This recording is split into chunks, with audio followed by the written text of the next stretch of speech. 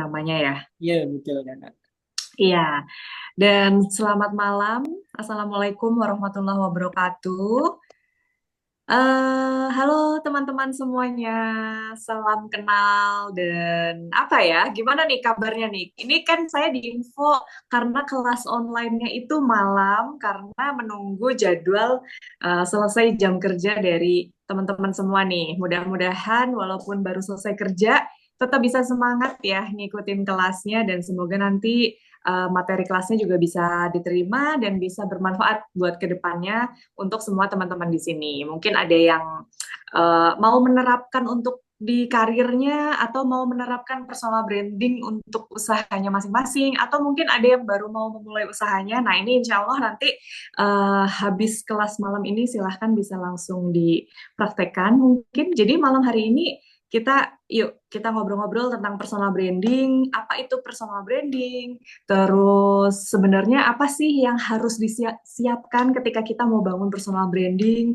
Terus sebenarnya fungsi dan manfaat ketika kita membangun personal branding tuh apa sih? Biasanya orang-orang tuh banyak yang belum tahu atau biasanya tuh suka banyak yang salah kaprah nih, Mas Eko.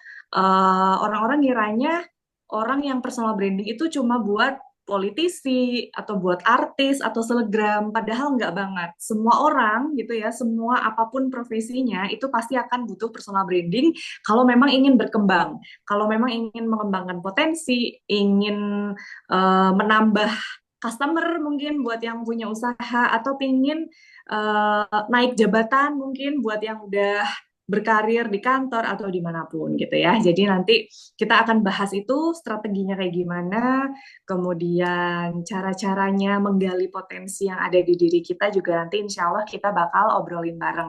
Dan nanti juga ada sesi diskusi dan tanya jawab ya Mas ya.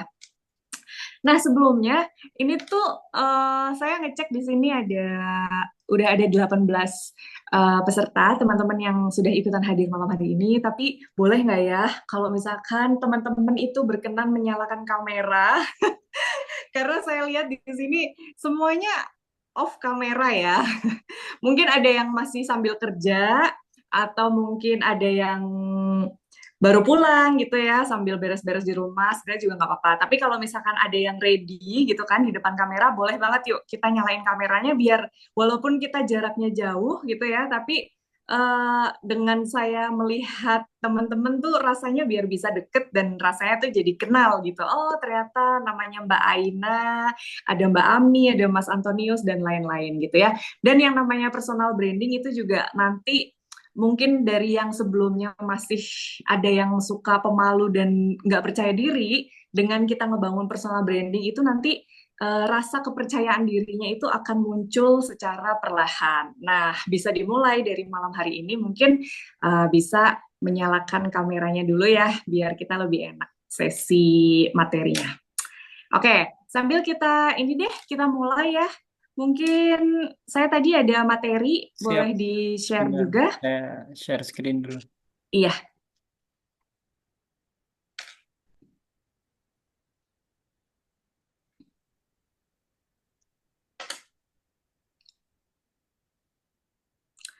Nah, baik. Nah, mungkin ini sedikit perkenalan buat saya dulu gitu ya. Jadi nama saya itu Dian Septiani Rahayu, tapi kalau di Instagram itu namanya Disera. Disera sendiri ini adalah sebenarnya singkatan dari nama panjang saya, Dian Septiani Rahayu. Nah, Disera ini sendiri kemudian saya jadikan sebagai nama ya, brand dari bisnis saya yaitu Disera Agency. Nah, untuk bisnis saya ini bergerak di bidang jasa, khususnya jasa kreatif ya yang melayani foto dan video untuk kebutuhan komersil gitu ya. Jadi kalau misalkan di sini mungkin teman-teman ada yang punya online shop, jualan baju, sepatu, tas dan lain-lain gitu ya. Kalau mau bikin foto produknya itu, nah itulah kerjaan saya gitu ya. Jadi saya buatin foto produk, video produk termasuk menyediakan talent-talent dan model-modelnya. Cuma bedanya untuk agensi yang saya miliki ini talent-talentnya itu khusus muslimah atau khusus yang berhijab gitu ya. Jadi kan sekarang sudah mulai banyak ya desainer-desainer atau online shop yang memang bajunya itu menjual bajunya baju-baju muslim. Nah, kemudian saya provide khusus model-model yang memang mereka berhijab. kurang lebih seperti itu. Nah, selain itu juga saya dulu kuliah di Universitas Gadjah Mada. Angkatan angkatannya kayaknya nggak usah disebut ya. Saya dulu kuliah di Universitas Gadjah Mada, jurusannya komunikasi gitu ya. Saya ambil public relation gitu. Jadi memang dari dulu sudah ada ketertarikan dan passion di dunia branding gitu ya. Jadi dari zaman kuliah, alhamdulillah sudah punya apa ya pegangan semacam saya sudah punya ilmu mengenai tentang mengenai branding gitu ya.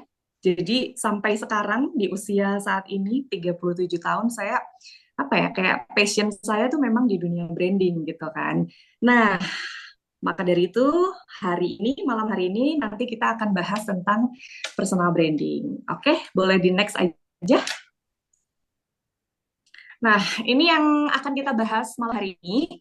Yang pertama, sebenarnya kenapa sih personal branding itu penting? Karena biasanya memang banyak orang itu masih, emang buat apa sih personal branding gitu kan? Takut nanti diejekin teman-teman gitu kan, cie selebgram kayak gitu. Biasanya biasanya permasalahannya di situ karena malu, karena takut, karena nggak pede. Dan kenapa sih emang personal branding itu penting? Nah, itu nanti kita bahas. Terus yang kedua, gimana caranya membangun personal branding? Nah, yang selanjutnya, namanya personal branding itu artinya kita pengen nih bisa membuat orang lain itu percaya sama kita gitu kan. Kenapa sih orang lain itu harus percaya sama kita? Ya, yang pertama, misalkan kita punya usaha, kita pengen dong orang-orang mau pakai jasanya kita. Kita jualan sesuatu, kita pengen dong orang-orang beli produknya kita. Artinya, orang-orang itu harus memiliki kepercayaan dulu nih sama kita. Nah, ini tuh nanti juga ada tipsnya gimana caranya membangun trust. Kemudian untuk poin yang selanjutnya, nanti kita juga akan bahas mengenai kesalahan-kesalahan yang biasanya terjadi ketika seseorang membangun personal branding. Oke, next, langsung lanjut aja. Oke, nah ini yang pertama tadi ya, kenapa sih sebenarnya kita butuh bangun personal branding? Tadi di awal aku sudah menyebutkan, biasanya orang-orang itu banyak yang masih kurang memiliki rasa percaya diri, banyak yang masih insecure di sini ya. Mungkin teman siapa nih yang masih sering ngerasa insecure dan nggak percaya diri gitu ya? Mungkin ada atau mungkin semua sudah merasa percaya diri gitu kan atau mungkin udah pada tahu dengan kelebihan kelebihan masing-masing. Nah, ini apa namanya kalau misalkan ada yang mau ngacung atau ada yang mau menimpali boleh ya gitu apa langsung dinyalain aja audionya. Jadi biasanya orang-orang apa pertama mereka sering merasa nggak percaya diri, terus insecure juga kayak gitu kan. Nah dari situ padahal sebenarnya personal branding itu penting karena kalau misalkan contohnya yang seperti tadi udah saya sampaikan di awal, misal kita udah kerja nih, udah punya kerjaan sebagai entah itu sebagai misal PNS, dokter, atau apapun gitu ya kerjaannya, tapi kita pengen bisa mengembangkan karir kita. Nah, makanya kita butuh untuk mengembangkan personal branding. Atau alasan yang lainnya, contohnya kita pengen bisa dikenal lebih banyak orang karena kita misal punya usaha jualan kue, bikin open PO masakan harian gitu ya, masakan rumahan gitu kan. Otomatis kita pengen orang-orang banyak yang lebih lebih kita pengen lebih banyak dikenal orang-orang biar mereka tuh tahu kalau kita nih jualan makanan, kalau kita nih jualan masakan kayak gitu kan. Artinya kita harus muncul kan di permukaan gitu ya. Kalau misalkan kita masih malu-malu, ya gimana orang mau melihat dan mau mengenal kita kayak gitu. Terus yang selanjutnya, alasan yang selanjutnya kenapa sih kita butuh bangun personal branding adalah ketika kita membangun personal branding dan kita berhasil dengan brandingnya kita, biasanya nanti kita akan dapat peluang atau kesempatan baru. Contoh nih ya, contoh gampangnya adalah saya ambil contoh yang paling gampang mungkin dari diri saya sendiri gitu ya. Karena basic saya tadi, background pekerjaan saya tadi kan adalah saya punya usaha di bidang jasa digital agency, foto produk, video produk, dan lain-lain. Tapi di sosial media gitu kan, karena saya memiliki ketertarikan di dunia branding, maka di konten-konten Instagram saya sering bikin konten tentang personal branding, tentang branding, tentang marketing, tentang konten gitu kan. Jadi orang-orang udah menghafal, udah sering melihat saya dengan konten-konten yang seperti itu, gitu kan. Nah, dari situlah ketika saya konsisten membuat konten-konten tersebut, kemudian mulai ada tawaran-tawaran yang sifatnya itu di luar dari pekerjaan saya. Contohnya tawaran seperti pada malam hari ini mengisi kelas, mengisi seminar, workshop gitu kan, atau menjadi konsultan dari business owner yang pengen membangun personal branding. Jadi itu merupakan suatu kesempatan baru, peluang baru yang sebelumnya belum pernah saya dapetin, tapi ketika saya bangun personal branding, ternyata alhamdulillah saya dapat efeknya, saya dapat apa ya, peluang tambahan selain dari usaha yang saya jalankan gitu. Oke, next.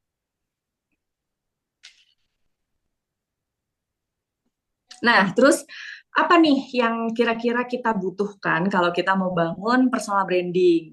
Nah, yang pertama dan biasanya nih orang-orang sering lupa gitu ya. Bahkan mungkin kadang nggak kepikiran gitu kan, karena nih sekali lagi biasanya yang saya temui kasus-kasus, banyak kasus yang terjadi itu orang-orang mungkin udah aware dengan personal branding tapi kadang melupakan niatnya.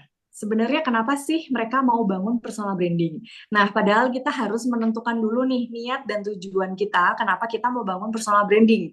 Misal, jangan cuma sekedar ah biar viral deh misal kayak gitu, atau jangan cuma sekedar ya udah gitu kan lah ya, maksudnya pokoknya pengen sekedar viral aja tanpa ada tujuan yang jelas gitu kan. Nah, lebih baik teman-teman menentukan kira-kira apa sih tujuannya, apakah satu itu tadi mau mengembangkan karir, atau yang kedua mau mengembangkan usaha, atau yang ketiga pengen dapat pekerjaan, mungkin yang saat ini belum punya kerjaan, terus pengen mencari kerjaan yang atau pengen mencari kerjaan yang lebih baik gitu ya. Jadi niatnya tuh udah ditentuin di awal kayak gitu. Kenapa kita harus punya niat dan tujuan yang jelas? Karena apa? Karena biar kedepannya itu kita bisa lebih konsisten.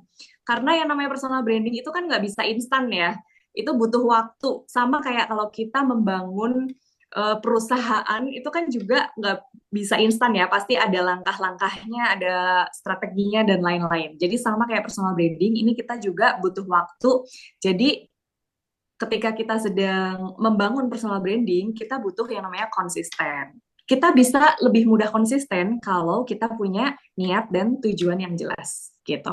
Terus yang kedua waktu. Nah, ini waktu yang barusan tadi saya sampaikan, yang namanya membangun personal branding itu butuh waktu. Tidak hanya langsung jebret tiba-tiba orang langsung kenal kita. Jebret orang langsung tahu, oh ini Dian jualannya ini, oh ini Mawar jualannya itu, gitu. Enggak, gitu kan. Jadi kita butuh waktu untuk memunculkan, untuk kita keluar dari permukaan gitu ya, mungkin dari yang sebelumnya setelah pulang kerja langsung ke rumah, langsung pulang ke kos terus nggak ngapa-ngapain gitu ya, oke mulai besok mungkin kita mulai membuka diri pelan-pelan gitu ya, ikutan komunitas, organisasi, sering datang ke event-event, sering ikutan kelas-kelas seperti yang kali ini lagi diadakan dan lain-lain gitu ya. Nah, seperti itu. Terus yang selanjutnya, personal branding, kita juga harus menjadi seseorang yang kreatif. Kenapa? Gitu kan. Yang pertama, alasannya kenapa kita harus kreatif. Sekarang kan dunianya kita hidup di era digital ya.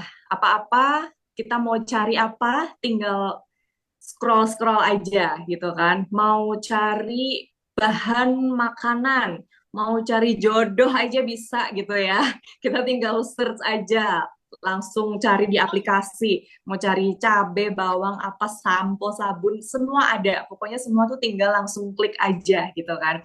Nah, artinya kita juga harus bisa memanfaatkan kemudahan-kemudahan yang ditawarkan di era digital ini gitu kan untuk kebaikan kita sendiri gitu kan. Jadi mari kita manfaatkan sosial media gitu ya sebagai salah satu sarana atau salah satu media yang bisa kita manfaatkan untuk kita membangun personal branding. Jadi sosial media ini tuh bisa jadi wadah kita untuk membangun personal branding. Nah, tapi nggak sampai di situ. Di sosial media ini kan tentunya udah ada banyak banget ya orang-orang gitu ya yang juga pastinya mereka sama-sama nih lagi ngebangun personal brandingnya mereka kayak gitu Iya, ya. Ibu. Misal Misal ada, 这一部是这个对吗？死神衣服，这 oke, 是那部的什么？说 oke lanjut ya. Di sosial media ada banyak user gitu ya, entah itu di Instagram, di TikTok, apapun platform sosial medianya, itu udah ada jutaan akun gitu ya, dengan niche-nya masing-masing. Ada yang sebagai food vlogger misal, ada yang sebagai beauty vlogger, ada juga yang mungkin itu tadi ya, jualan skincare, dan lain-lain. Itu kan ada banyak banget gitu kan. Kalau kita nggak kreatif, kita akan lebih susah untuk muncul dan bisa dilihat untuk followers yang ada di sosial media gitu kan. Jadi kita harus pinter-pinter nih, kita harus kreatif dan memanfaatkan kira-kira apa yang bisa dijadikan konten yang sesuai sama personal brandingnya kita gitu kan. Dan juga relate nih sama orang-orang yang ada di sosial media. Jadi cocok ketemu gitu kan di sosial media. Nah, terus yang selanjutnya kita juga butuh yang namanya support system. Kenapa butuh support system? Karena gini, ketika kita bangun personal branding, otomatis kita misal kita akan fokus bangun personal branding di online gitu ya. Kita akan mulai rajin untuk posting, kita akan mulai rajin untuk tag konten, video-video atau foto-foto dan lain-lain. Nah, nanti pada saat proses tersebut pasti akan ada orang-orang yang mungkin memandang itu tuh menjadi suatu hal yang ih apa sih gitu kan, cie sekarang udah jadi selebgram, sekarang udah jadi influencer dan lain-lain gitu kan. Nah, hal-hal seperti itu biasanya bikin kita down kalau kita nggak kuat, akhirnya terus jadi malu, akhirnya terus udah sering video nih, udah sering tag konten, tapi aku nggak jadi posting karena aku nggak pede, aku nggak merasa cukup percaya diri. Aku mau membagikan tips, konten tutorial, konten tips, konten edukasi dan lain-lain, tapi aku nggak pede gitu kan. Aku takut dibully misal. Nah, ini artinya kita tuh butuh support system, orang yang benar-benar mau mensupport kita gitu ya. Yang artinya ketika kita melakukan pergerakan, hal-hal yang positif, mereka itu akan tetap mensupport kita untuk kebaikan kita. Support system itu bisa dari orang tua, atau kakak, atau sahabat, atau pasangan gitu ya. Yang jelas kita cari orang-orang yang memang sefrekuensi nih sama kita, yang nggak akan ngebully kita, yang nggak akan membuat kita down. Karena itu ngaruh banget gitu ya. Atau bisa juga bertemu atau bergabung dengan teman-teman komunitas yang memiliki passion dan hobi yang sama, jadi bisa saling support dan lain-lain. Karena sekali lagi support system itu ngaruh banget. Kalau misalkan kita berkumpul sama orang-orang yang sefrekuensi gitu kan, itu tuh rasanya untuk maju tuh akan lebih gampang dibanding kita sendirian karena kita bisa saling support gitu. Next. Nah, terus ini yang selanjutnya, ini sebenarnya langkah yang paling simple ketika kita mau bangun personal branding, yaitu kita harus tahu diri kita sendiri gitu ya. Buat teman-teman yang mungkin belum tahu dengan kelebihan dan kekurangan masing-masing, tapi pengen ngebangun personal branding, yuk mulai dari sekarang kita kenalan nih sama diri kita sendiri gitu ya. Kalau perlu sambil ngaca gitu ya. Kamu gitu kan di depan kaca, apa sih sebenarnya yang aku punya yang ada di dalam diri aku gitu ya. Jadi nanti teman-teman eh, selesai acara kelas ini atau mungkin besok gitu ya, langsung dibikin listnya nih. Apa list kekurangan dan kelebihan yang teman-teman punya gitu ya. Kalau misalkan kalian merasa kesulitan, biasanya nih kalau saya ngisi kelas gitu kan, biasanya kalau kelasnya offline, biasanya saya langsung suruh praktek gitu ya. Jadi pada saat itu juga langsung saya suruh teman-teman peserta untuk bikin list kekurangan dan kelebihan masing-masing. Biasanya mereka bingung, akan lebih banyak orang yang nulis list kekurangan dibanding list kelebihan gitu kan. Di sini teman-teman juga mengalami hal yang sama nggak? Lebih gampang melihat kekurangan diri dibanding melihat kelebihan diri gitu. Biasanya sih kayak gitu ya. Atau mungkin ada juga yang udah paham dengan kelebihan diri sendiri gitu kan. Oh, aku paham banget nih, aku tuh paling jago kalau dalam urusan jualan gitu kan. Aku tuh orangnya marketing banget, misal kayak gitu. Atau aku nih orangnya humoris, jadi orang-orang selalu seneng kalau ada di sekitar aku gitu kan. Ada juga mungkin orang di antara teman-teman di sini yang mungkin udah tahu dengan kelebihannya masing-masing.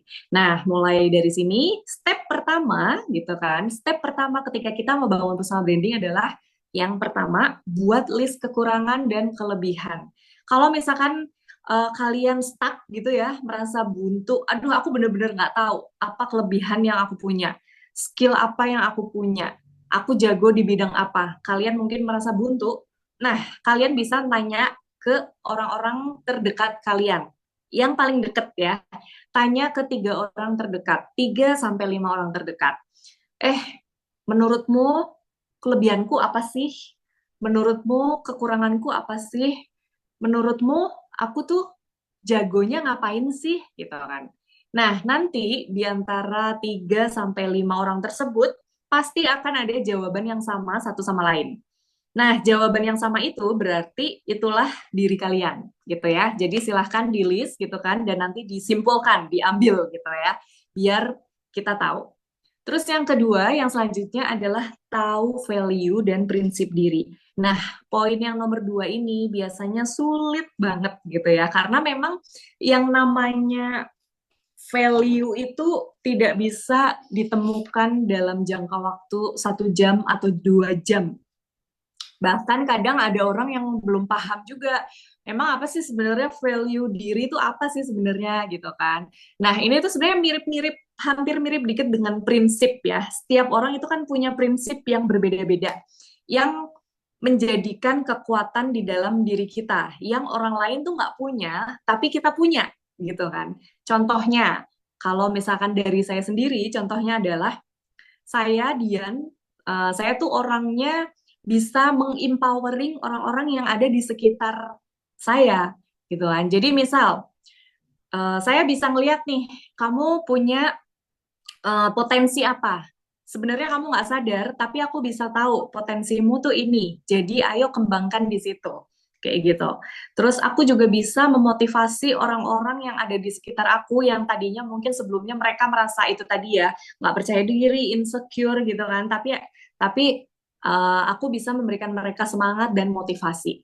Nah, terus yang selanjutnya, di setiap saat saya menjalankan usaha ataupun bertemu, berkolaborasi, bekerja sama dengan orang lain, sebisa mungkin saya usahakan tetap sesuai dengan apa yang sudah disyariatkan oleh agama. Jadi biar jalannya tuh lurus dan berkah gitu kan. Salah satu contohnya adalah di agensi yang saya buat ini, model-model saya itu saya wajibkan kalau photoshoot atau video shoot tetap harus pakai kaos kaki karena untuk muslimah kaki itu adalah salah satu aurat juga. Nah, itu yang saya pegang. Nah, sekarang kalau teman-teman sendiri bagaimana? Ini juga eh, tidak bisa, tentunya nggak bisa dipikirkan dalam waktu sehari 2 hari gitu ya. Jadi harus membreakdown, harus kenalan lagi sama diri sendiri gitu ya. Kira-kira prinsip apa sih yang kalian pegang teguh gitu kan? Kalian tuh orang yang seperti apa sih?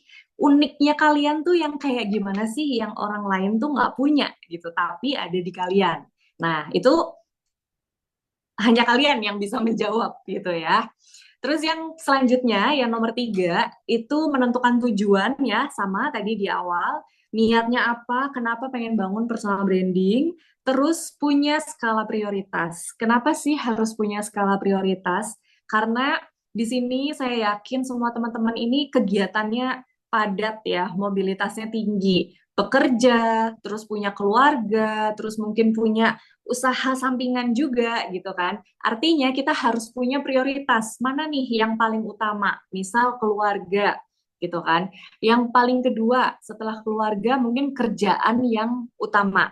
Terus yang selanjutnya baru ngurusin usaha atau sebaliknya. Nah, itu kalian bikin prioritasnya. Mana prioritas yang paling utama, mana yang kedua, dan seterusnya.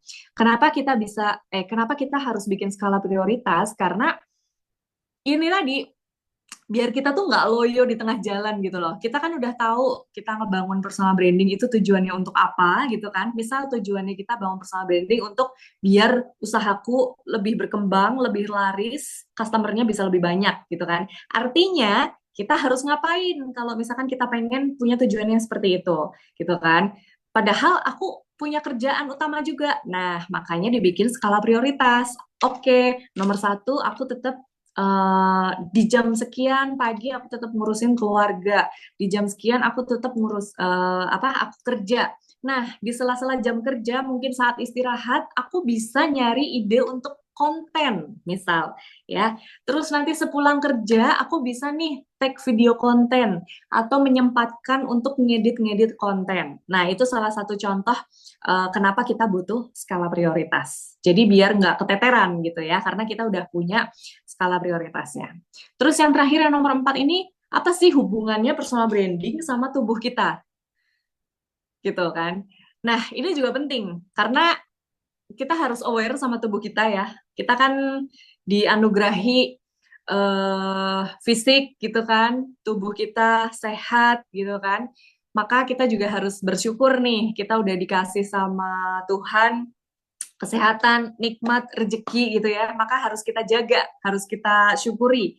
Yang artinya kita harus jaga kesehatan. Kenapa kita harus jaga kesehatan? Yaitu tadi, yang pertama karena di sini kita kerja, harus profesional gitu ya. Jadi harus menjaga kesehatan. Kalau misalkan tahu punya asam lambung gitu kan, berarti kita harus bisa kita harus bisa mencegah jangan sampai asam lambungnya kambuh, jangan sampai mahnya kambuh dengan cara apa? Misal dengan cara makannya pola makannya itu tepat waktu, menghindari makanan-makanan yang bisa mencegah aslamnya kumat dan lain-lain. Atau misal yang lainnya gitu kan. eh Aku orangnya gampang capek, berarti harus diatur pola tidurnya. Jam sekian udah harus istirahat gitu. Jangan memaksakan diri, jangan begadang dan lain-lain. Kalau misalkan kita udah tahu nih apa kelemahan dari tubuh kita gitu kan, kita gampang capek, kita gampang ngedrop, tapi kita masih ngeyel, tapi kita nggak disiplin dengan jam istirahat, ya artinya kalau suatu saat tiba-tiba kita sakit, akhirnya kerjaan terbengkalai, itu kan akhirnya kita juga yang kena, gitu kan. Jadi, mulai dari sekarang, kesehatan tubuh kita juga harus kita perhatiin juga, karena itu lagi-lagi berpengaruh dan ngefek gitu kan sama apa yang akan kita lakukan sehari-hari, gitu. Next. Oke. Nah, di sini personal branding, art of influence people. Jadi ketika kita bangun personal branding, kita itu juga akan mempengaruhi orang-orang gitu ya. Gimana caranya orang bisa mengenal dan mengingat kita? Setelah mengenal dan mengingat, kemudian mereka mulai percaya nih sama kita. Nah, bahkan kalau mereka udah percaya sama kita, biasanya kita tuh bakalan punya pengaruh atau dampak buat si orang-orang yang kenal dan percaya sama kita. Ya contohnya kayak influencer ya, namanya influencer. Dia nge-share, "Hai, ini sambal favorit aku," gitu ya. Ini tuh rasanya pedesnya bener-bener sehah-sehah mantap gitu ya. Jadi kalian wajib beli ini. Nah, kalau kalian udah merasa kenal dan udah merasa suka sama si influencer tersebut, terus percaya dengan apa yang dia share, kalian pasti akan ikut beli sambal yang direkomendasikan sama si influencer tersebut. Nah, itulah personal branding. Berarti si influencer tersebut sudah punya personal branding yang kuat di mata followersnya gitu. Jadi, salah satu tolok ukur keberhasilan personal branding itu adalah ketika kita bisa mempengaruhi. Tentunya mempengaruhi dalam hal yang baik ya, yang positif. Jangan sampai kita menyebar atau mempengaruhi hal-hal yang buruk gitu ya. Jadi salah satu tolok ukurnya adalah ketika kita bisa memberikan pengaruh atau dampak yang baik buat orang lain. Next.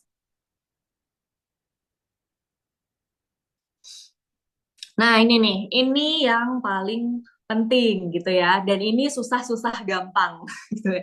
Gimana caranya biar orang percaya sama kita? How to building trust. Yang pertama ya itu tadi ya, kita mulai lakukan, kita mulai langkah pertama yaitu bangun personal branding secara offline dan online. Secara offline itu artinya ya ketika kita berada di ini ya, real life ya, di dunia nyata, bukan dunia maya secara offline. Misal untuk teman-teman punya organisasi atau komunitas gitu kan yang sesuai yang sama, yang seprofesi. Nah, itu personal branding offline. Ketemu langsung sama teman-teman, ketemu langsung dengan relasi, ketemu langsung dengan customer dan lain-lain. Itu offline. Kemudian personal branding di online kita bisa lakukan di sosial media.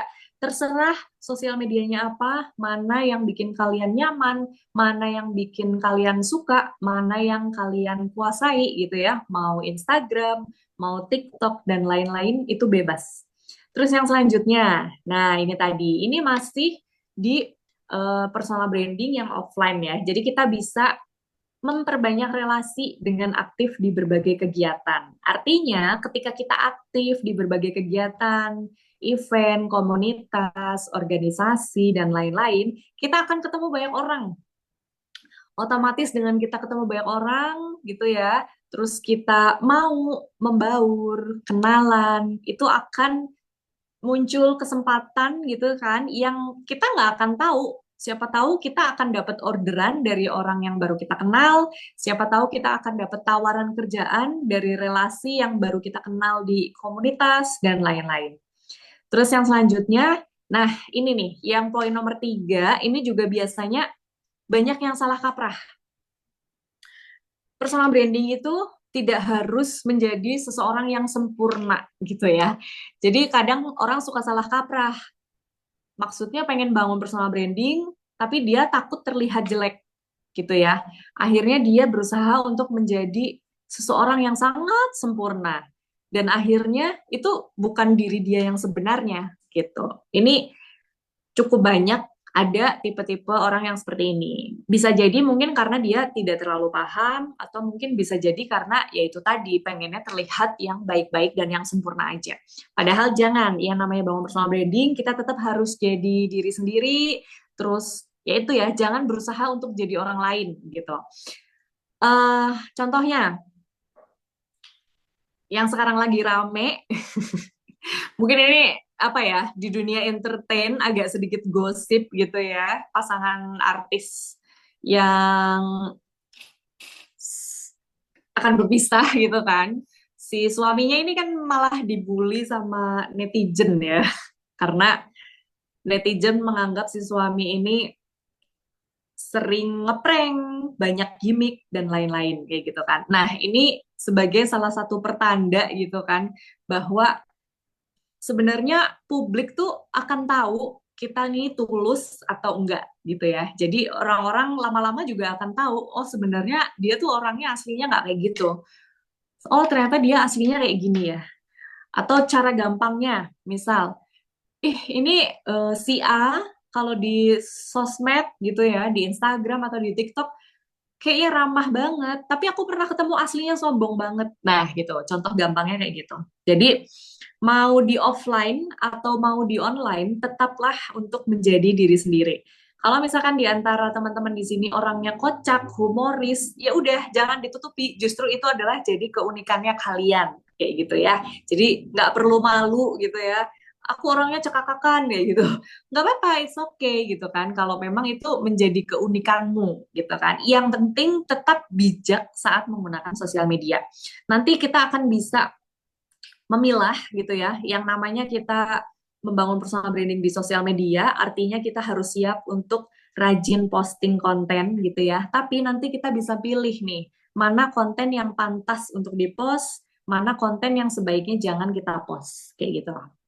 Terus yang selanjutnya, tentunya kita harus jadi orang yang konsisten, disiplin juga, membuat konten yang bermanfaat.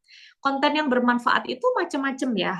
Namanya konten bermanfaat itu nggak cuma sekedar yang sifatnya edukatif ya. Tips, tutorial, nggak harus yang kayak gitu. Tapi sesuaikan, kembali lagi sesuaikan ke diri teman-teman masing-masing. Misal kalian orangnya sukanya ngelawak gitu ya, lalu kalian bikin konten humor, ya silahkan. Berarti itu yang sesuai kalian banget gitu kan.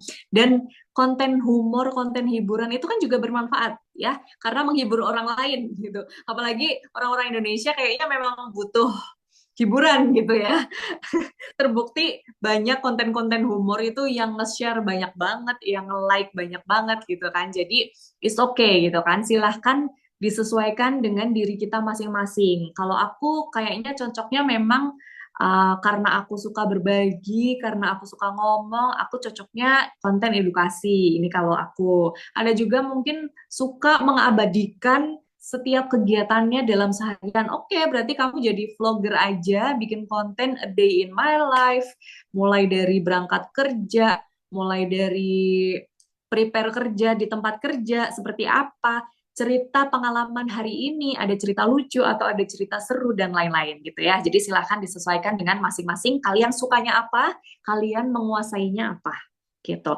Dan yang pasti konten-konten yang kita buat ini juga harus relate ya sama tujuan awal tadi, kenapa kita pengen bangun personal branding gitu kan. Misalkan kalau saya nih, sebenarnya tujuan awal saya bangun personal branding itu adalah tentunya pengen bisa mengembangkan usaha saya di Sera Agensi. Saya pengen klien-klien itu semakin banyak gitu ya. Saya pengen brand-brand besar itu pakai agensi saya.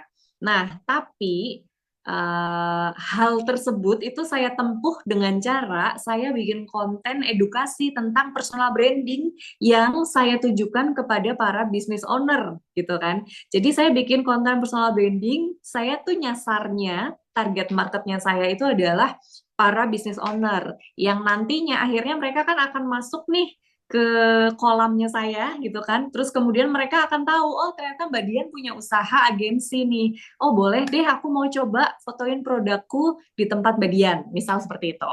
Nah ini nanti bisa juga diterapkan untuk teman-teman. Kalian tujuannya apa, terus kemudian disambungkan dengan konten-konten yang kalian buat. Kayak gitu. Next.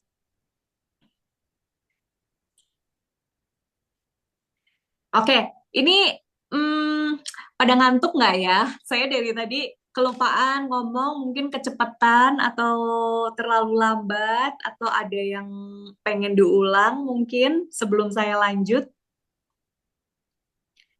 atau mau langsung lanjut? Lanjut. Oke, kita lanjut dulu ya. Nanti mungkin terima kasih yang sudah menjawab. Oke, kita lanjut dulu ya. Nah, terus untuk yang selanjutnya nih, untuk membangun kepercayaan itu tadi, biasanya mungkin akan bingung ya, teman-teman mungkin akan bingung, aku gimana caranya ya, gitu kan.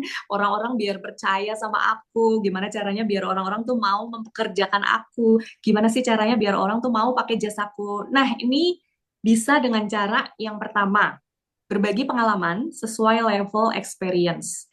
Jadi misal, kalian pengen memulai karir sebagai seorang makeup artist nih misal, ya maka berbagilah pengalaman sesuai dengan level experience kalian saat bermakeup gitu kan. Ya berbagi tutorial makeup, makeup simple ke kondangan, makeup simple ketemu mertua gitu kan, diselingi dengan bahasa yang santai, yang humor dan lain-lain itu bisa juga gitu ya.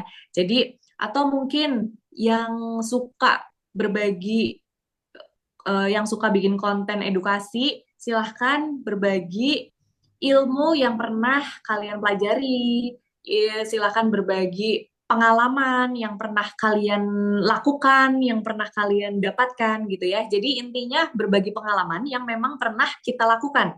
Jangan berbagi pengalaman yang cuma dari oh aku pernah lihat si itu, aku bikinin konten misalnya gitu. Gitu kan. Tapi memang yang pernah kita sendiri alami dan lakukan gitu ya. Nah, terus yang selanjutnya kita juga bisa berbagi melalui passion gitu ya.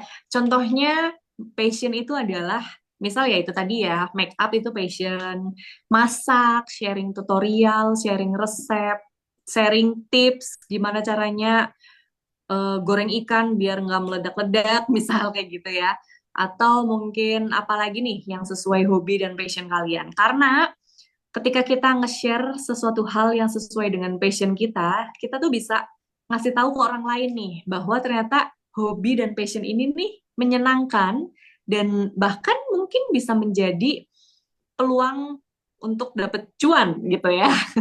Jadi from hobby to money gitu kan. Jadi kita tunjukkan itu gitu kan. Dan bisa jadi tidak menutup kemungkinan dengan kita nge-share hobi yang biasa kita lakukan, passion yang kita punya gitu kan. Mungkin ada orang yang akan mengamati, oh ternyata eh, Mbak Melati hobinya bikin dessert. Ah coba aku mau pesen bisa nggak ya kecil-kecilan dulu buat arisan. Nah mungkin ada yang niteni ya kalau bahasa Jawa. Mungkin di sini ada yang orang Jawa ngerti niteni ya. Mungkin ada yang memperhatikan konten-konten kita dan mereka penasaran sampai akhirnya mereka penasaran dan mungkin mencoba untuk ngajak kerjasama atau mungkin pengen order gitu. Terus yang selanjutnya, nah ini skill, ini berhubungan sama yang tadi pertama ya, step yang pertama, kenapa kita harus tahu kelebihan kita, skill kita apa gitu ya, karena melalui skill yang kita punya ini, itu bisa kita bagikan untuk orang lain gitu ya, tentunya bisa bermanfaat untuk orang lain. Mau itu hard skill atau mau soft skill. Hard skill itu contohnya kemampuan yang kita dapatkan dan biasanya di bangku kuliah, sekolah gitu ya. Misal bisa berbahasa asing gitu kan, jadi bikin konten edukasi bahasa asing.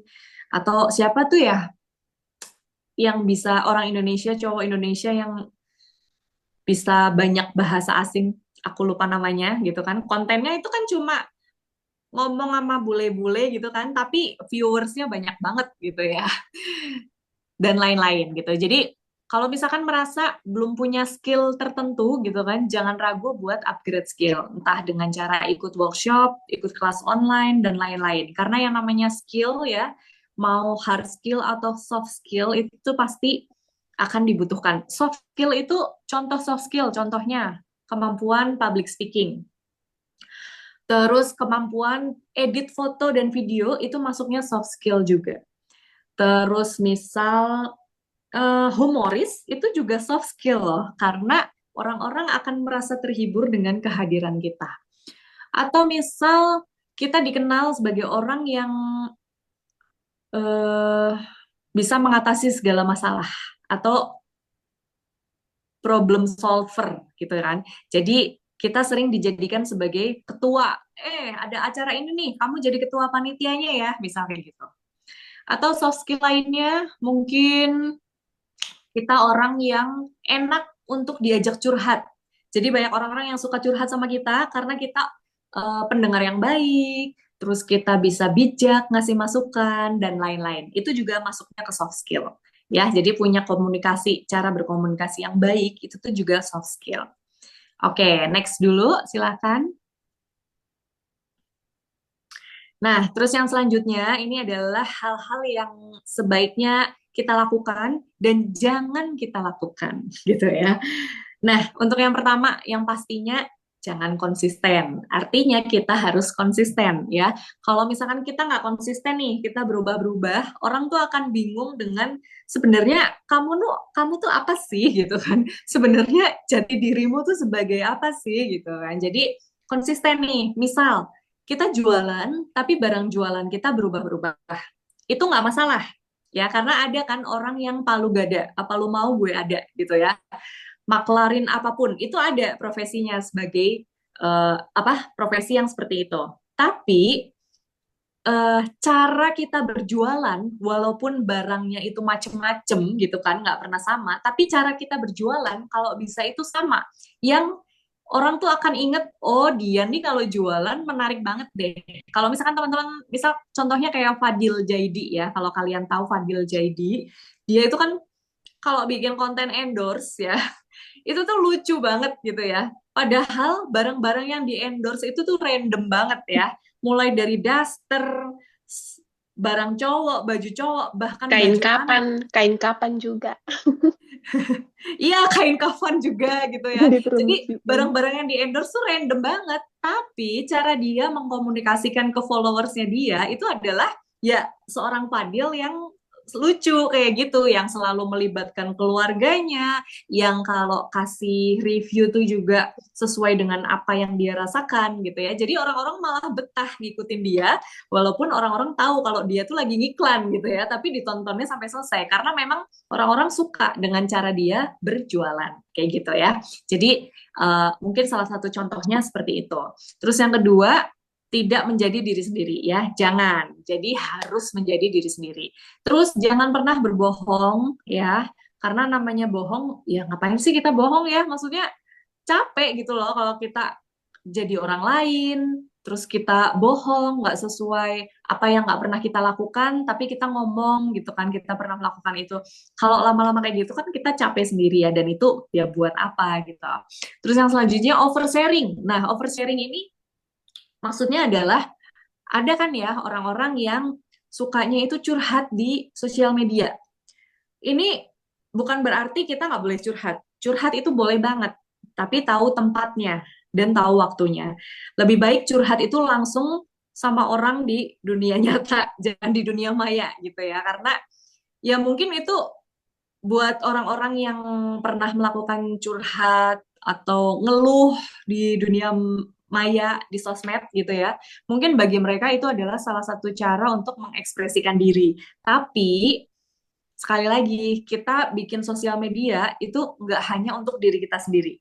Orang-orang yang follow itu artinya mereka tertarik nih sama kita gitu kan. Jadi jangan sampai kita kasih bad vibes ya, atau pengaruh yang negatif atau yang buruk hanya karena kita sering ngeluh, sering komen, sering ngomongin orang, dan lain-lain. Kalau curhatnya masih hal-hal ringan gitu masih nggak apa-apa ya. Curhat hal ringan terus ada lucu-lucunya gitu masih nggak apa-apa.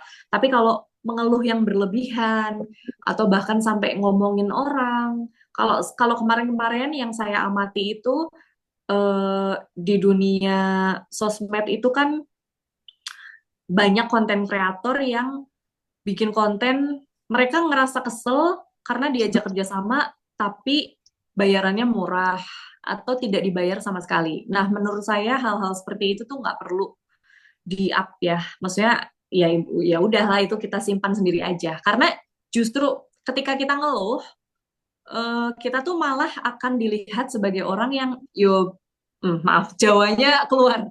Berarti kita akan dilihat sebagai orang yang wah berarti dia tidak bisa mengatasi dirinya sendiri gitu kan. Kok hal-hal seperti itu aja sampai harus di-up dan diposting gitu. Jadi lebih baik untuk mengeluh, ngomongin orang dan lain-lain itu kita keep aja. Kalau pengen kita curhat, kalau kita pengen curhat, curhatlah ke pacar, suami, sahabat gitu ya. Kan lebih asik ya, ekspresinya bisa lebih keluar daripada curhat di sosial media. Gitu. Terus bad attitude ya. Bad attitude nih juga sekarang betapa mengerikannya ya. Semakin ke sini tuh ya gitulah ya. Maksudnya lebih baik kita memberikan pengaruh yang positif, yang hal-hal yang baik-baik dan yang manfaat aja ke orang lain, karena kita pun nanti akan dapat pahala daripada kita melakukan hal buruk di sosial media, orang niru, wah malah ngeri ya gitu, di nantinya tuh malah ngeri gitu. Jadi yang namanya mau kita bangun personal branding ataupun enggak, lebih baik kita jadi orang yang good attitude aja atau minimal diam, cukup diam aja gitu ya, nggak perlu melakukan hal-hal yang aneh-aneh yang dilarang dan sampai diposting ke sosial media. Oke, next. Nah, ini tadi sedikit kesimpulannya, mungkin dari apa yang sudah tadi saya sampaikan dan paparkan sedikit gitu ya. Tadi di awal ada tips apa? Maaf, saya agak ngeblank dikit. Di Jogja nih lagi hujan, jadi suara-suaranya agak-agak terganggu. Jadi tadi saya di awal sempat nyampaikan langkah awal kalau kita membangun personal branding adalah mengenali diri kita sendiri gitu kan. Kalau kita udah mengenali diri kita sendiri, kita akan mudah tahu nih kira-kira apa ya yang aku bisa, hal yang aku bisa, skill yang aku punya, yang bisa aku bagikan ke orang-orang lain yang ada di sekitar aku, yang bisa bermanfaat buat mereka. gitu. Kalau masih merasa aku nggak punya skill, aku nggak punya apa-apa, minimal bangunlah personal branding dari hal-hal baik yang ada dalam diri kita. Hal-hal baik, setiap orang itu pasti punya hal baik. Entah itu si A orangnya ramah, suka senyum, senyum adalah sedekah ya. Itu tuh udah bikin orang lain happy gitu kan. Mungkin dari yang sebelumnya dia lagi ada masalah di rumah, terus melihat temannya senyum gitu kan, terus dia langsung semangat. Nah, itu kan bermanfaat ya. Atau mungkin hal baik lainnya. Mungkin setiap Jumat kita sedekah Jumat dengan membagikan satu nasi bungkus ke orang di jalan. Itu juga hal simple, tapi kita udah mulai melangkah nih dari yang sebelumnya mungkin belum pernah kita lakukan gitu ya. Jadi intinya membangun personal branding itu artinya kita berbuat baik, berbagi manfaat yang nantinya itu akan bermanfaat buat orang lain dan tentunya juga akan bermanfaat buat diri kita sendiri. Kurang lebih seperti itu, teman-teman dan kakak host. Kayaknya ini udah habis ya eh slide-nya.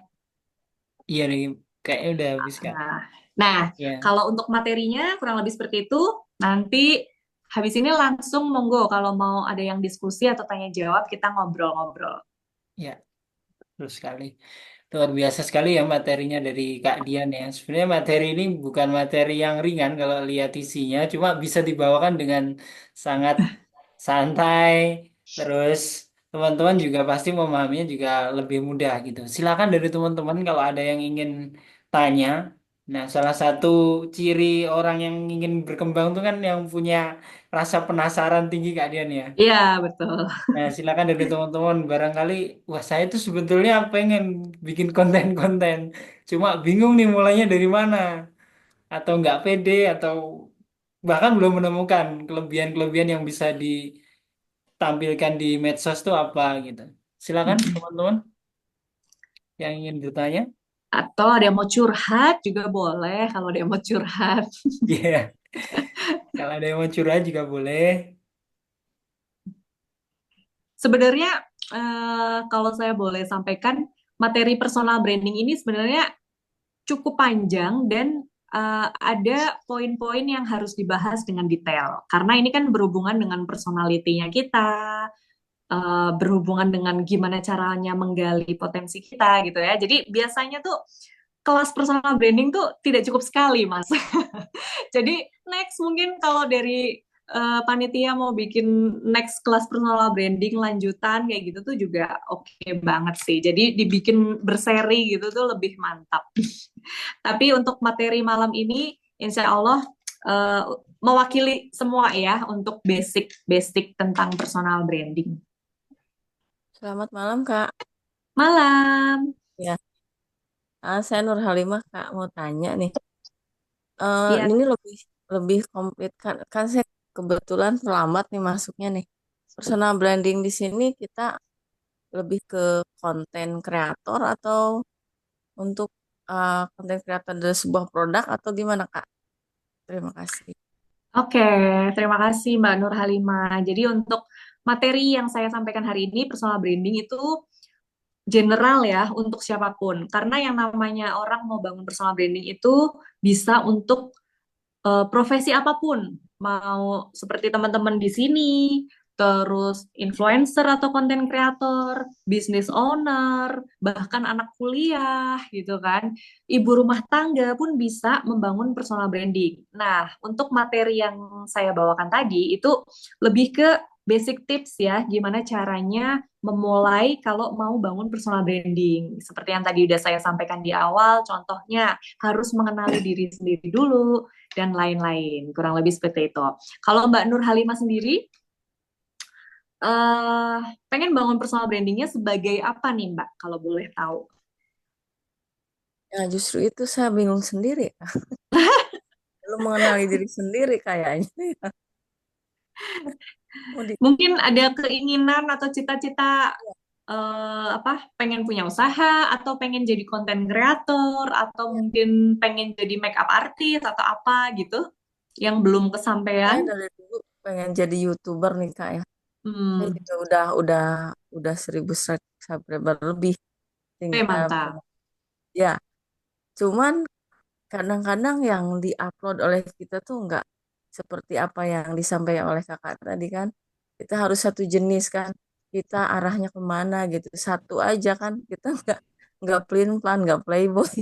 Kalau saya kan masih belum satu arah, kadang-kadang yang diupload kita konten masak lah, lagi kita pengajian, lagi kita Hmm, ngajar, terus pokoknya macam-macam gitu. Nah, di situ oke. berarti kelemahan kita, kita belum mengetahui atau mengetahui kepribadian kita atau gimana nih? Iya, Menurut ya kakak baik. gimana nih caranya biar satu arah nih? Senangnya apa tuh gimana ya? Oke. Yang pertama, berarti kan kontennya masih random ya, Mbak. Berarti yang pertama mungkin bisa sambil dievaluasi nih dari konten-konten yang udah pernah diupload di YouTube, kira-kira mana yang Mbak Nur Halimah ini paling suka dan paling nyaman kayak gitu kan.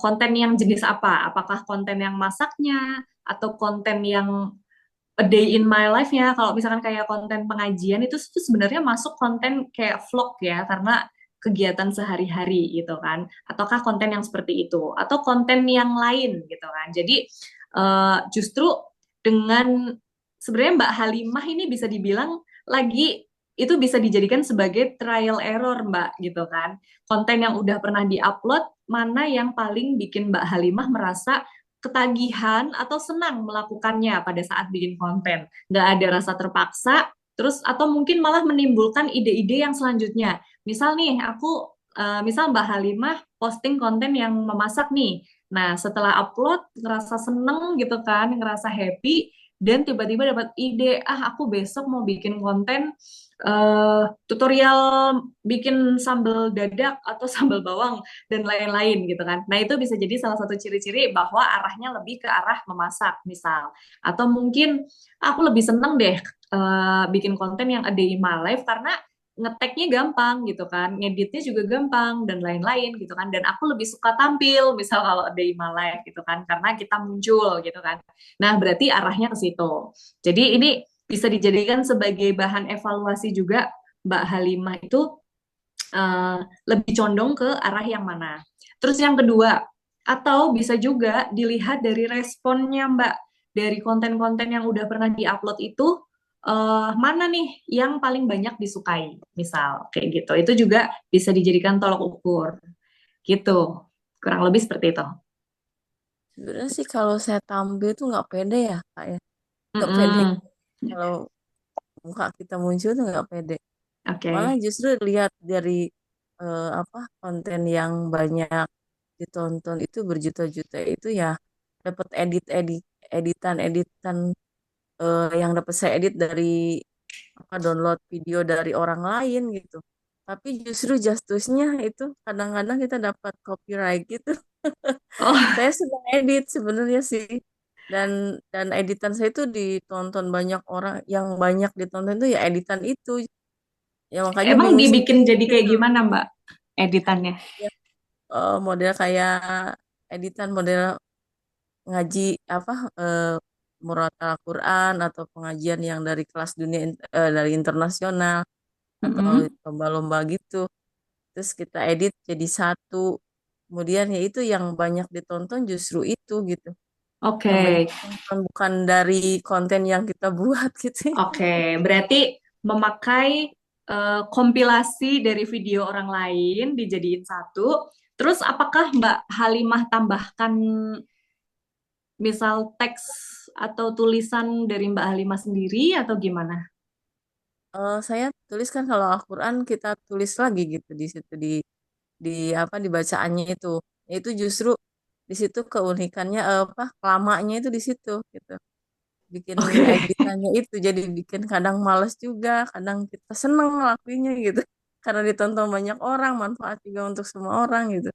oke, oke, oke. Kadang Jadi dalam mungkin, hati kita pengen konten punya sendiri, tapi kita belum ketemu gitu. oke, Konten oke. apa? Jadi bingung sendiri. Biasanya ngedit pakai apa? Aplikasi apa Mbak?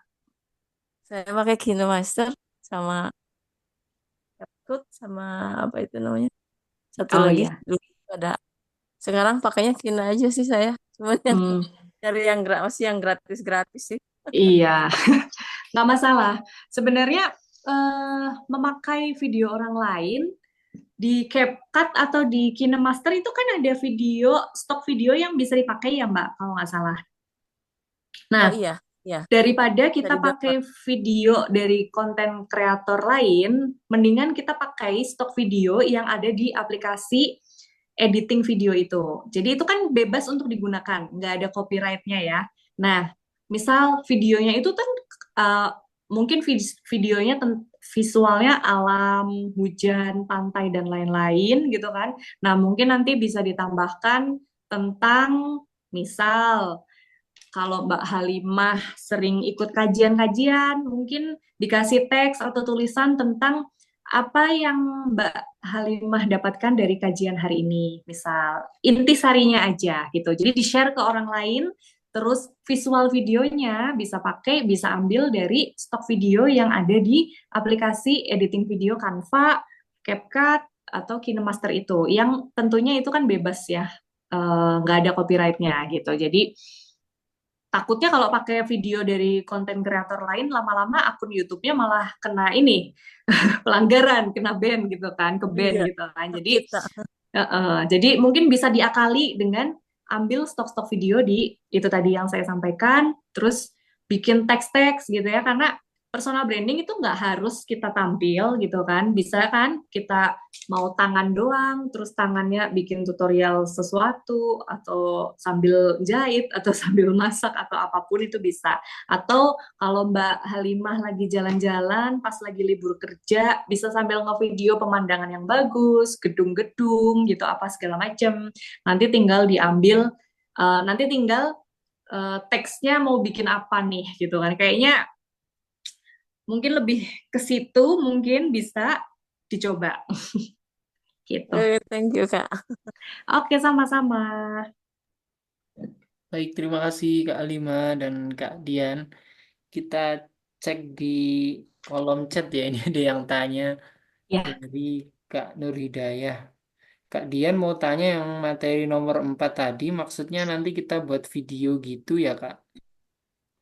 Buat list kekurangan dan oke. kelebihan itu video atau cukup di list dalam buku atau gimana Oke. nanti teknisnya? Ditulis aja. Jadi kita nulis aja gitu kan. Dan ini catatannya tuh untuk diri kita sendiri gitu kan. Jadi ini semacam saya kasih PR buat teman-teman gitu.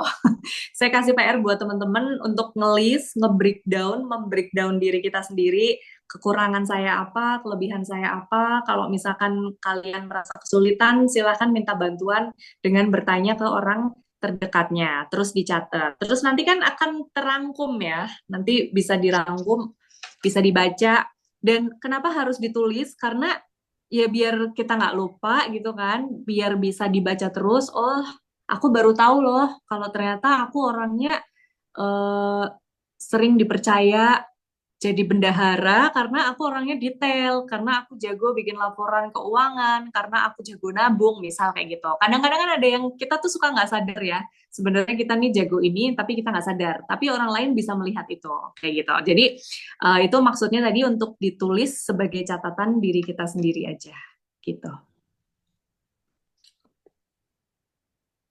Tapi kebanyakan di antara kita tuh lebih seringnya nulis kekurangannya ya Kak ya, Iya, kelebihannya. biasanya kekurangannya listnya banyak gitu ya, giliran kelebihan apa ya nggak tahu, bisa jadi karena nggak pede, bisa jadi karena ya benar-benar ngeblank, nggak tahu kayak gitu. Oke, Nah, sebenarnya sih silakan dari lebih teman-teman yang lain kalau ada yang ingin ditanyakan atau mau Halo, curhat juga boleh. halo, boleh bertanya? Bertanya. Boleh, Ya, boleh. silakan.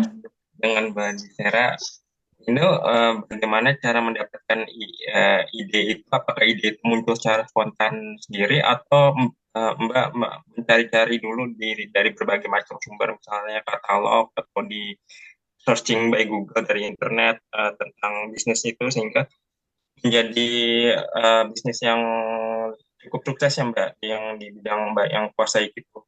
Apakah Mbak mendapatkan referensi dari mana saja atau sumber-sumbernya? Gitu. Itu aja sih saya pengen tanya itu. Oke, ide untuk usaha bisnis saya ya, pertanyaannya agak putus-putus. Benar Iya nggak? benar Bu. Iya benar. Oke, oke, baik. Oke, untuk yang pertama, yang pertama adalah karena saya memang suka dengan dunia fotografi dan fashion. Jadi usaha yang saya jalanin ini kan digital agency lebih ke arah fashion ya. Jadi pemotretan fashion gitu kan, baju, tas, pokoknya yang masuk dalam ranah fashion. Itu tuh saya suka gitu kan. Jadi dari kecil gitu ya, bahkan dari SD saya tuh udah sering nonton fashion show, terus sering nonton di TV itu zaman dulu ada FTV. FTV-nya tuh bukan yang sinetron SCTV ya, tapi FTV Fashion TV gitu kan. Dari dulu tuh saya suka nonton kayak gitu. Terus pada saat kuliah juga kebetulan saya dapat magang di salah satu majalah fashion di Jakarta juga. Nah, jadi kayak dari saya pribadi pun kayak mengasah skill terus agar nggak tumpul gitu kan. Terus yang selanjutnya saya suka nonton YouTube, suka lihat Pinterest gitu ya, inspirasi foto fashion, tapi dengan tema yang berbeda-beda. Fashion itu kan luas ya, ada yang etnik, ada yang feminin, ada yang gaun untuk wedding, pernikahan gitu kan. Dan kategorinya ada banyak banget. Nah, itu biasanya saya hobi banget, saya suka banget liatin Pinterest, liatin vlog-vlog fotografer luar negeri gitu kan. Biasanya mereka kalau lagi pemotretan tuh cara-caranya kayak gimana, terus cara mereka kerja kayak gimana, modelnya, posenya kayak gimana, dan lain-lain gitu. Jadi, walaupun apa ya, dari hal-hal seperti itu tuh lama-lama bisa mengasah skill kita gitu kan. Mungkin awal-awal kalau ada yang belum terbiasa atau mungkin nggak terlalu into fashion gitu kan, nggak terlalu suka fashion gitu kan, kadang agak susah mencari ide ya. Jadi hal-hal yang tadi saya sebutkan itu mungkin bisa dijadikan apa ya, bisa ditiru gitu ya. Jadi awali dari sering-sering nonton video foto-foto fashion gitu ya, dan itu nanti lama-lama sense of art-nya kita tuh akan muncul gitu ya. Jadi apa namanya, sisi kreatifnya kita tuh akan muncul gitu lama-lama. Kayak udah terbiasa karena kita sering melihat hal-hal tersebut kayak gitu. Terus yang selanjutnya juga nggak ragu untuk ngobrol atau nanya-nanya ke orang-orang yang memang mereka orang fashion. Ini kalau saya ya, misal saya klien-klien saya kan business owner di bidang fashion atau desainer-desainer gitu kan. Nah, biasanya saya sambil ngobrol, sambil nanya-nanya, ini gimana baju yang namanya motret fashion itu juga tricky ya, ada ininya apa namanya? Ada motret fashion dengan motret makanan itu kan pasti berbeda gitu kan. Jadi saya juga harus tahu, oh baju ini bahannya kayak gini, maka kita harus menunjukkan itu di foto kayak gitu. Jadi makanya ngobrol langsung dengan desainernya, ngobrol langsung dengan ownernya itu juga sangat penting. Kurang lebih gitu sih. Kalau bicara tentang fashion ya Mbak, kan sudah banyak sekali. Bagaimana cara Mbak Dini ini untuk Mbak Disera ini untuk membuat sesuatu yang berbeda atau unik selling point-nya dari itu apa? Kan pemotretan udah banyak sekali ya di Indonesia dan kayaknya juga nggak jauh-jauh dari pemotretan fashion kalau nggak kebaya atau nggak itu seperti itu Benar. aja. Yang saya lihat sih udah sering banget udah banyak. Bagaimana cara membuat Mbak bisa bertahan di tengah persaingan yang cukup cukup ketat ini, persaingan yang sulit ini Oke. aja. Oke. Nah, eh, bahkan sampai saat ini pun saya merasa saya tuh belum besar gitu ya. Maksudnya masih ya masih segini gitu kan.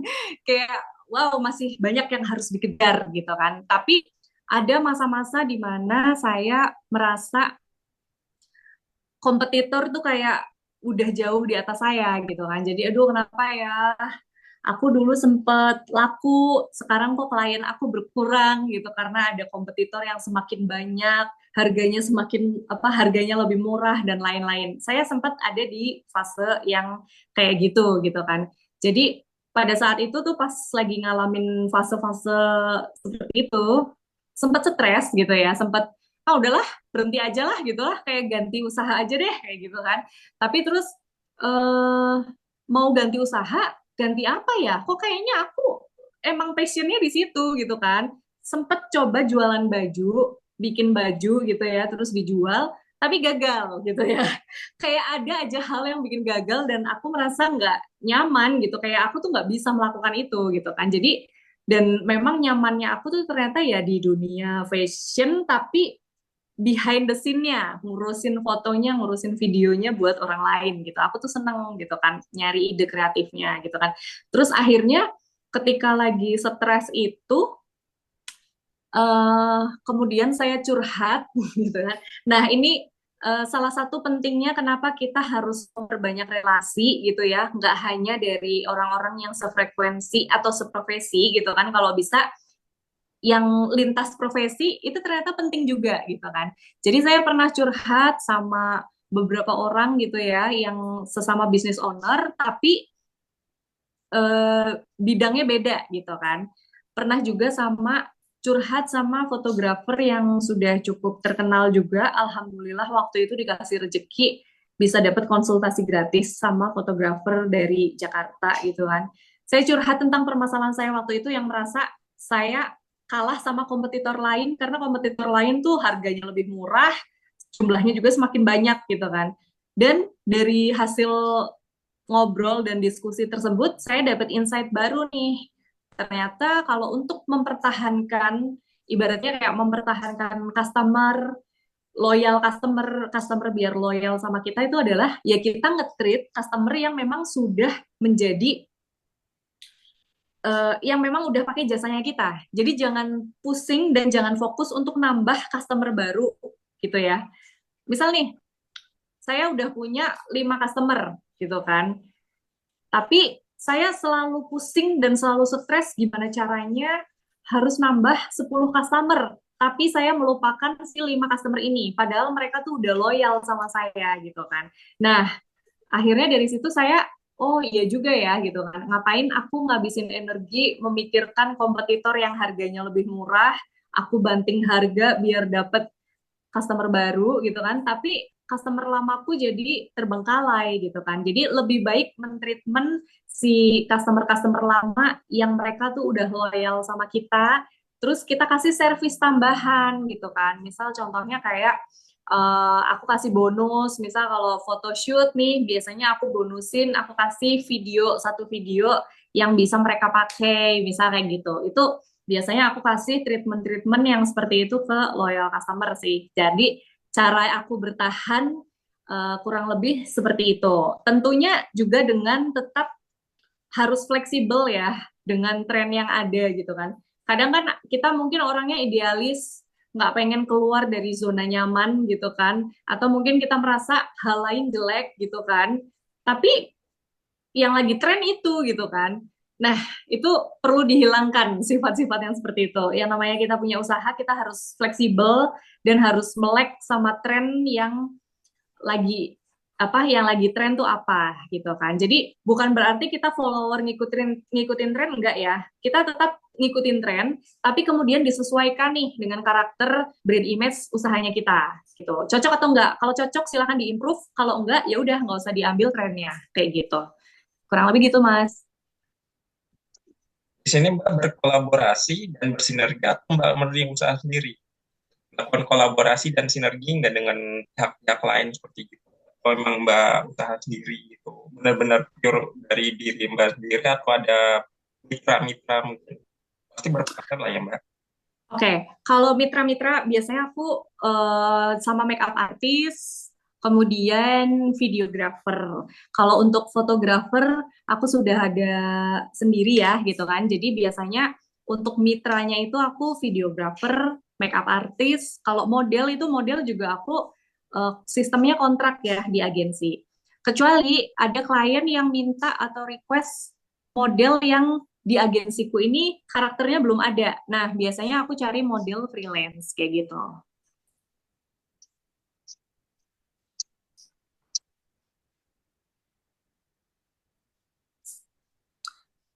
Ya, ada lagi?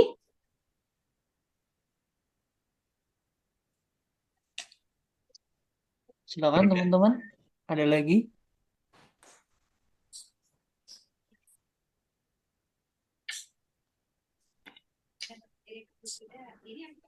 Ya, sambil nunggu mungkin saya juga pengen tanya nih Kak Dian. Boleh. Seumpama sebenarnya kita punya dua potensi nih, Ya. yang kita bisa expose itu di medsos. Kan Mm-mm. ada beberapa kanal ya, seperti di Ya. Instagram, TikTok, maupun Facebook, yang mereka Mm-mm. secara karakteristik penggunanya kan berbeda-beda. Betul. Nah, kalau kita bangun beberapa persona gitu, kira-kira itu ke depannya akan bertahan atau lebih baik ya di berbagai platform tuh kita pakai satu personanya. Jadi ini pertanyaannya beda platform, beda persona. Iya, betul. Oke. Seandainya seperti itu gitu. Soalnya dia bisa masak nih. Suka Heeh. hobi masak, tapi dia juga pinter bahasa asing gitu. Kan itu Mm-mm. bisa jadi dua persona yang berbeda ya. Betul. Hmm, kenapa harus di dua platform yang berbeda? Kenapa nggak dijadikan satu aja? Dalam satu platform dua persona gitu. Jadi gini, Mm-mm. sebenarnya ini nanti kembali lagi ke kemampuan diri kita ya. Kita kan orangnya kan beda-beda ya. Ada yang bisa multitasking, melakukan berbagai banyak hal dalam satu waktu. Ada yang enggak. Ada yang bisa fokus, ada yang enggak, gitu kan. Nah, sama dengan ketika kita handle sosial media nih. Misal kita aktif di TikTok dan Instagram, gitu kan. Terus kita pengen menampilkan dua persona yang berbeda di kedua akun tersebut gitu kan. Artinya kita harus kerja dua kali nih. Karena di Instagram aku harus bikin konten masak, di TikTok aku harus ngopeni TikTok dengan konten bahasa asing misal gitu kan. Artinya take kontennya dua kali, semuanya dua kali, ngeditingnya dua kali, apa segala macam. Kalau misalkan kita merasa mampu, kita bisa, kita nggak kewalahan, it's okay, bisa, boleh. Tapi kalau kembali lagi ke kapasitas dan kemampuan diri, ya, misal pulang kerja aja udah capek, masih harus bikin konten di dua platform yang berbeda. Akhirnya malah ujung-ujungnya nggak jadi upload dan malah jadi nggak fokus, nggak jadi deh bangun personal brandingnya gitu karena terbengkalai kayak gitu kan. Jadi kalau kayak gitu kan, kalau kira-kira kayak gitu lebih baik eh, ya udah dijadikan satu aja, tapi porsinya dibikin berbeda, Mas. Jadi misal gini, mau di TikTok atau mau di Instagram, kita tetap menampilkan dua kemampuan kita tersebut. Jadi contohnya, eh, Budi adalah seseorang yang pandai memasak, tapi dia juga jago bahasa asing gitu kan. Nah, kedua skill tersebut bisa tetap ditampilkan di sosial media bersamaan, tapi porsinya berbeda. Jadi, mana yang porsinya lebih dominan? Apakah kemampuan masaknya, ataukah jago bahasa asingnya, atau sebaliknya? Gitu. Jadi orang-orang justru akan malah jadi gampang ingat karena itu unik ya, karena itu kemampuan yang cukup unik. Misal masak sambil ngomong pakai bahasa ngapak, misal pakai bahasa ngapak tahu ya. Misal itu kan lucu ya, unik gitu. Bisa menjadikan salah satu nilai lebih malah jadi ciri khas kayak gitu. Atau mungkin sebaliknya yang mau diutamain kontennya yang bahasa asingnya, terus yang masak-masaknya mungkin porsinya lebih sedikit. Misal contohnya pembagian kontennya itu adalah kalau dalam seminggu bikin konten gitu kan, konten-konten masak yang mau dijadikan konten utama, berarti konten masaknya bikin tiga, terus konten yang ada bahasa asingnya bikin satu konten gitu kan. Atau mungkin bisa juga konten yang kedua atau yang dijadikan sebagai konten variasi itu bisa juga kita share di story aja kayak gitu. Jadi orang-orang bisa melihat kalau kita punya kemampuan dan ketertarikan di bidang ini dan ini. Kayak gitu sih, Mas. Baik Kak Dian, makasih Kak. Ya, oke, sama-sama. Kalau aku sendiri juga sebenarnya punya banyak ketertarikan ya, punya Iya. banyak hobi gitu. Jadi misal aku suka banget merhatiin dunia fashion gitu kan. Aku suka jajan, suka explore kuliner, aku juga suka jalan-jalan ke alam kayak gitu kan. Aku juga suka ngamatin hal apapun lah yang aku suka bercerita intinya kayak gitu. Nah, tapi aku nggak mau akun Instagramku tuh jadi random banget gitu kan. Pengennya tuh tetap orang ngelihat ada garis merahnya gitu. Nah, akhirnya kemudian biasanya hal-hal yang menjadi kesukaan atau kesenanganku kayak makan, kulineran, atau jalan-jalan ke alam, biasanya aku uploadnya cukup di story aja gitu. Jadi orang tetap ketika membuka akun Instagramku, orang lihat feednya tetap akun-akun edukasi tentang personal branding atau kerjaanku di agensi gitu. Tapi followers yang memang udah mengikuti aku juga akan tahu melalui story yang biasa aku upload, oh ternyata Mbak Dian suka jalan-jalan juga kayak gitu. Jadi gitu sih kurang lebih. Oke Kak, jadi akan repot ya kalau kita harus di dua platform dengan dua persona itu ya. Iya, Nanti malah capek sendiri nggak jadi ngonten. iya. Oke teman-teman, last question, pertanyaan terakhir sebelum kita Ya boleh, selesaikan sesi malam hari ini. boleh bertanya terakhir. Ya, silakan Mas Antonius. Ya buat Mbak Dian, saya mau bertanya tentang apakah Mbak Dian juga menentukan untuk STP-nya atau segmentasi target sama positioning produk brandnya Mbak Dian sendiri, dan untuk apakah untuk diterapkan dengan harga yang cukup terjangkau bagi semua kalangan atau hanya harga yang khusus saja, atau dengan bagaimana posisi segmennya untuk masyarakat kelas menengah, bawah, atau atas, untuk positioningnya bagaimana, dan target marketnya seperti apa yang Mbak Dian inginkan. Terima kasih aja. Oke, terima kasih. Jadi ini pertanyaannya juga untuk usaha yang saya jalankan ya, bukan target personal branding, bukan ya. Lebih ke usaha saya ya. Iya Sepertinya benar. gitu ini. Ya, oke. Nah, kalau untuk positioningnya, yang pertama dari positioningnya dulu tadi sebenarnya di awal udah saya jelaskan. Jadi agensi saya itu khusus agensi model muslimah. Jadi saya membuatkan konten-konten foto dan video itu untuk fashion muslim gitu. Itu yang pertama. Terus untuk target marketnya sendiri eh, saya ambil di dua segmen gitu ya. Yang pertama adalah startup, jadi untuk teman-teman yang punya bisnis dan yang baru memulai bisnis gitu. Saya bantu dan saya apa ya ibaratnya, ayo saya bimbing, bukan saya bimbing ya, saya buatkan gimana caranya agar koleksi pertama kalian itu menarik kayak gitu kan. Walaupun kalian baru mengawali di dunia online shop ini kayak gitu.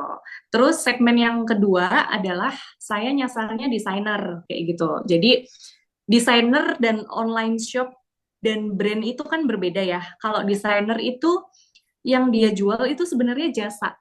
Jasa dia mendesain baju gitu kan. Dan itu biasanya karena dia menjual jasa, biasanya harganya akan lebih mahal dibanding dengan online shop ataupun brand gitu. Karena desainer itu kan personalized ya, dia bikinin baju sesuai dengan karakter si kliennya, requestnya mau kayak gimana. Maka dari itu harganya lebih mahal. Nah, jadi dua segmen itu yang saya ambil yaitu eh, apa startup untuk yang baru memulai bisnis sama saya nyasarnya ke desainer gitu kan. Tapi tidak menutup kemungkinan kalau misalkan ada online shop yang atau brand yang menengah atau yang sudah senior gitu pengen pakai jasa saya ya tetap saya terima gitu kan tetap saya terima gitu tapi untuk segmen dan target marketnya di dua dua itu tadi Kalau gitu. untuk masyarakat biasa boleh nggak, misalnya saya tertarik, saya menggunakan jasanya Mbak gitu, boleh nggak, tentu dengan harga yang mungkin agak sedikit lebih miring karena harga masyarakat biasa gitu loh, bukan orang yang itu, bisa nggak Mbak? Masyarakat biasa tuh maksudnya tapi masnya punya produk kan. Ya, Maksudnya ya maksudnya, ya, saya ya gitu. nangkepnya masnya nanti yang difoto. Jadi maksudnya saya menggunakan jasanya Mbak Dian misalnya untuk mendesain suatu Bisa bisa bisa desain banget dong. bisa untuk foto gitu, walaupun saya bukan dari kalangan yang tadi Mbak bilang, startup, bukan yang Tetap orang-orang bisa yang bisa juga ya, maksudnya bagi tetap semua orang. diterima. Oh, Yang penting punya produknya yang bisa saya foto gitu. oh, maksudnya kirain cuma kursus doang, jadi maaf ya Enggak. spesialis nih. Gitu. Ah, ya cukup, cukup. Oke, terima kasih. Baik, terima kasih jawabannya Kak Dian dan pertanyaan yang sangat komprehensif ya dari Iya, Pak tapi saya seneng Antonius. kalau aktif-aktif gitu. Betul, jadi bisa tektokan, bisa saling Iya, belajar. Oke, betul. Kak Dian, kita sudah malam nih, nggak kerasa. Udah Siap, siap. hampir 2 jam. Oke, sebelum kita tutup, mungkin ada closing statement dari Kak Dian untuk teman-teman nih yang lagi belajar tentang personal branding.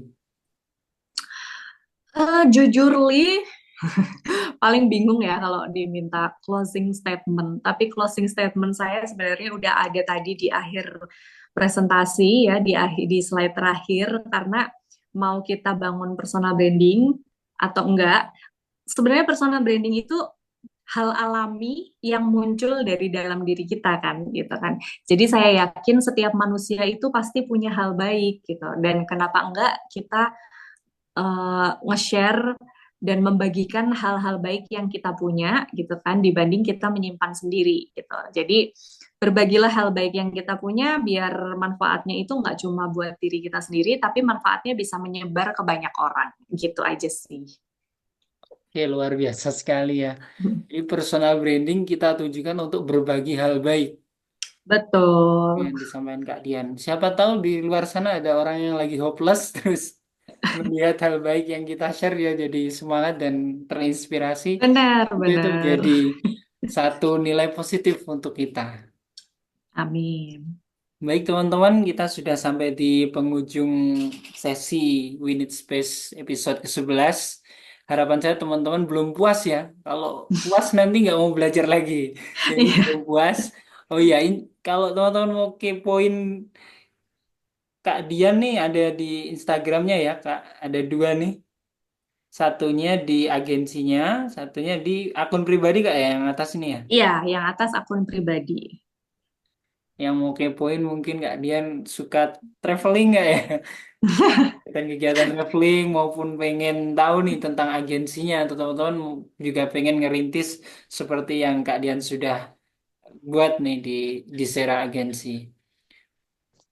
Baik untuk Kak Antonius, kami ucapkan selamat ya dapat hadiah gift spesial di Winit Space 11. Nanti bisa diklaim di Yeay. nomor admin Kak ya. Terus terima kasih juga untuk Kak Dian yang sudah meluangkan waktunya di sela-sela Sama-sama. kesibukan beliau untuk sharing dengan teman-teman.